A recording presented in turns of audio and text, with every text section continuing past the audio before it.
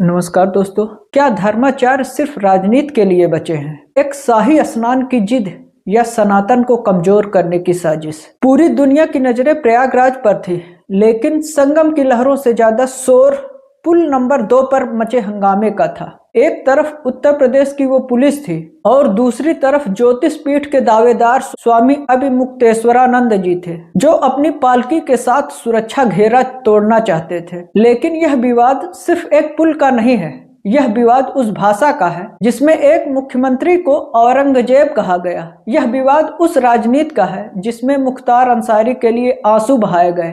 और सबसे बड़ा विवाद उस मौन का है जो हमारे धर्माचार्य हिंदू कन्वर्जन के मुद्दे पर साधे रहते हैं। प्रशासनिक दृष्टिकोण से देखें तो इमरजेंसी एग्जिट का मतलब होता है हजारों लोगों की जान बचाने का रास्ता। अगर वहां से एक विशाल पालकी और सैकड़ों समर्थकों को घुसने दिया जाता तो भगदड़ मचने पर जिम्मेदार कौन होता? क्या तब स्वामी जी जिम्मेदारी लेते? स्वामी जी कहते कि पुलिस ने उन्हें अपमानित किया, लेकिन क्या एक संत का मान सम्मान इस बात पर टिका है कि उसकी पालकी पानी के कितने करीब जाती है? आदि शंकराचार्य तो नंगे पांव पूरे भारत की भ्रमण यात्रा कर गए थे। क्या आज के शंकराचार्य के लिए 50 मीटर पैदल चलना उनके पद की गरिमा को कम कर देता है? अब बात करते हैं उस असली मुद्दे की जिससे हमारे धर्माचार्य अक्सर नजर चुराते फिरते हैं।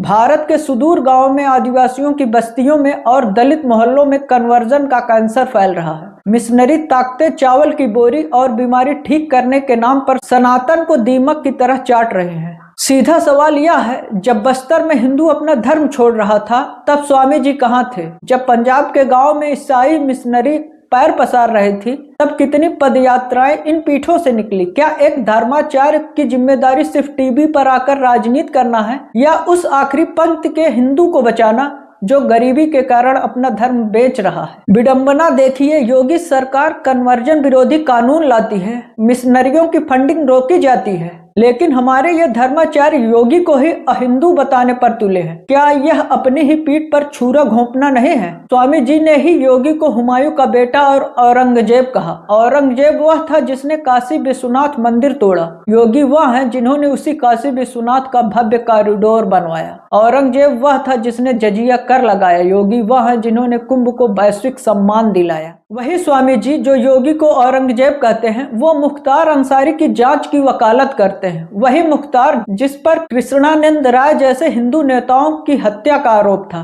क्या एक संत को माफियाओं में न्याय और एक हिंदू मुख्यमंत्री में अन्याय नजर आता है? यह चश्मा धार्मिक है या राजनैतिक? साल 2015 में समाजवादी पार्टी सरकार वाराणसी में स्वामी जी पर लाठीचार्ज किया, उन्हें सड़कों पर घसीटा गया। तब अखिलेश यादव ने कोई फोन नहीं किया था। आज वही अखिलेश यादव आज त्राहिमाम कर कर स्वामी जी के चरणों में है। यह हृदय परिवर्तन नहीं है, यह विशुद्ध राजनीति है। विपक्ष को पता है कि योगी को हराने के लिए हिंदू एकता को तोड़ना होगा, और इसके लिए भगवा वस्त्र पहने एक चेहरे से बेहतर और कौन हो सकता है? क्या स्वामी जी अनजाने में उस डिवाइड एंड रूल की राजनीति का हिस्सा बन रहे हैं जिसे कभी अंग्रेज खेला करते थे? संतों को आत्म मंथन की जरूरत है। आज का निष्कर्ष कड़वा है पर जरूरी है। पुलिस की बदतमीजी गलत थी, दंड का अपमान गलत था, लेकिन एक शंकराचार्य का व्यवहार भी आदि शंकराचार्य जैसा होना चाहिए। अगर आप राजनीति करते तो राजनीति के थपेड़े भी सहने होंगे। अगर आप मुख्यमंत्री को औरंगजेब कहेंगे तो जनता आपसे आपके कन्वर्जन पर चुप रहने का हिसाब भी मांगेगी। धर्म पालकी से नहीं, आचरण से बनता है। जिस दिन हमारे धर्माचार्य अपनी एसी की गाड़ियां और पालकियों से उतरकर कन्वर्जन रोकने के लिए गांव की धूल फांकेंगे, उस दिन किसी पुलिस की हिम्मत नहीं होगी कि उनका रास्ता रोक सके। तब तक इसे एक सिर्फ पॉलिटिकल ड्रामा कहा जाएगा। आप क्या सोचते हैं? क्या हमारे धर्माचार्य अपना असली रास्ता भूल गए हैं? क्या कन्वर्जन के मुद्दे पर इनकी चुप्पी इन्हें अपराधी बनाती है? पुलिस के पास कोई जादुई छड़ी तो थी नहीं। पुलिस वाले लाउडस्पीकर पर बार बार विनती कर रहे थे कि महाराज आगे मत बढ़िए, नियम का पालन कीजिए। लेकिन आपके शिष्य वे तो जैसे युद्ध के मैदान में हो, पुलिस के साथ धक्का मुक्की कर रहे हैं, बैरिकेड गिरा रहे हैं। अब सवाल यह है कि पुलिस क्या करेगी? हालांकि मैं फिर भी कहता हूं कि पुलिस को अधिक संयम दिखाना चाहिए था। जब सामने भगवा वस्त्र हो तो संयम की अपेक्षा बढ़ जाती है। लेकिन क्या मर्यादा सिर्फ पुलिस के लिए ही है? क्या संतों के लिए कोई नियमावली नहीं है? स्वामी जी कहते हैं कि योगी आदित्यनाथ के फोन का इंतजार कर रहे थे। हमने अमावस्या की रात 1 बजे तक इंतजार किया कि कोई आकर हमें स्नान कराए। जरा सोचिए, जरा आप भी सोचिए, आप एक पालकी पर बैठे हैं और इस बात का इंतजार कर रहे हैं कि प्रदेश का मुख्यमंत्री आपको फोन करे या कोई अधिकारी आपके पैर पकड़े, तब आप जाकर स्नान करेंगे। क्या मौनी अमावस्या का पुण्य किसी के बुलावे का मोहताज है? आपने अपने ईगो के कारण करोड़ों हिंदुओं की आस्था के प्रतीक उस स्नान को त्याग दिया। आप कह रहे हैं कि योगी जी को अपनी गलती सुधारने का मौका दिया आपने। अरे भाई, आप स्नान कर लेते, फिर प्रेस कॉन्फ्रेंस करके कहते कि मैंने स्नान तो कर लिया, पर प्रशासन का व्यवहार अनुचित था। लेकिन नहीं, आपको तो जिद पूरी करनी थी और आप दूसरों को अहंकारी कह रहे हैं। स्वामी जी का गुस्सा यहीं तक नहीं शांत हुआ। वे योगी आदित्यनाथ को हुमायूं का बेटा अकबर और औरंगजेब तक कह गए। वे कह रहे हैं कि योगी हिंदू कहलाने के लायक तक नहीं है क्योंकि उन्होंने काशी में मंदिर तोड़वाए। मेरा तर्क यह है कि क्या एक स्वघोषित धर्माचार्य को यह शोभा देता है कि वह उस व्यक्ति को औरंगजेब कहे जो पूरे उत्तर प्रदेश से माफियाओं को मुक्त करा रहा है?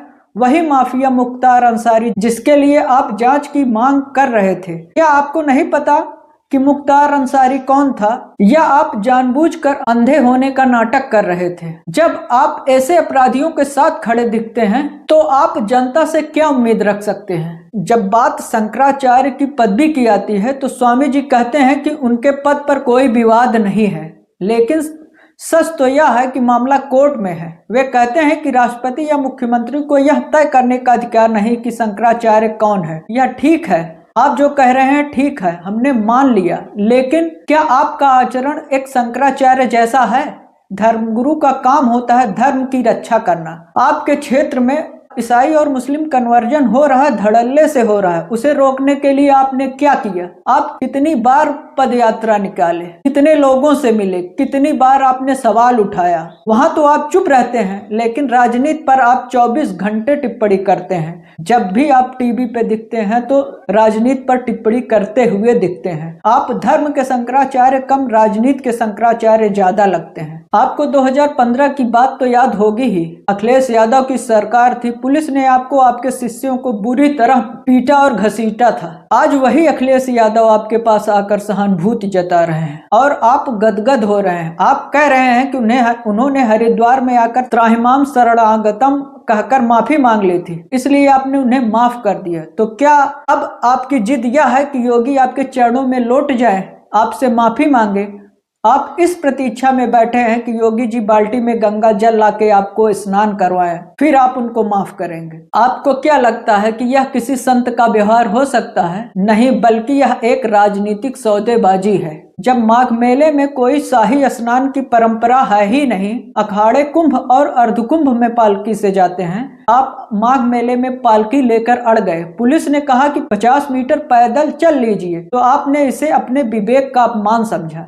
उससे भी खतरनाक बात यह है कि आप पुल नंबर 2 से घुसने की कोशिश कर रहे थे। क्या आपको पता नहीं था वह इमरजेंसी एग्जिट का पुल था? उस पर साफ साफ लिखा था कि वह इमरजेंसी एग्जिट का पुल है। इमरजेंसी पुल भगदड़ की स्थिति में भीड़ को निकालने के लिए होता है। वहां से प्रवेश करना सुरक्षा नियमों का घोर उल्लंघन है। पिछले साल भी वहीं पर भगदड़ मची थी जिसमें 30 लोगों की जान गई थी, इसीलिए पुलिस सख्त थी। क्या एक संत के लिए यह नियम मायने नहीं रखते हैं? अगर वहां कोई अप्रिय घटना घट जाती तो जिम्मेदारी लेता कौन? तब तो आप सारा दोष फिर से सरकार के सर पर मढ़ देते। आपने जगत गुरु रामभद्राचार्य जी तक पर अशोभनीय टिप्पणी की। वह आपसे आयु और ज्ञान में अनुभवी और कहीं बड़े हैं।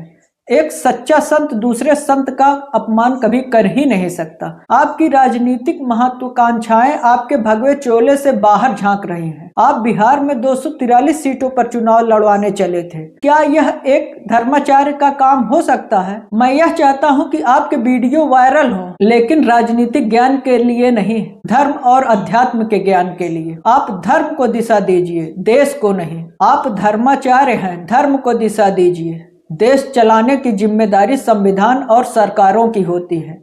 आप औरंगजेब और अकबर को सर्टिफिकेट बांटना बंद कीजिए, वरना जनता खुद तय कर लेगी कि असली संत कौन है और राजनीतिक मोहरा कौन है।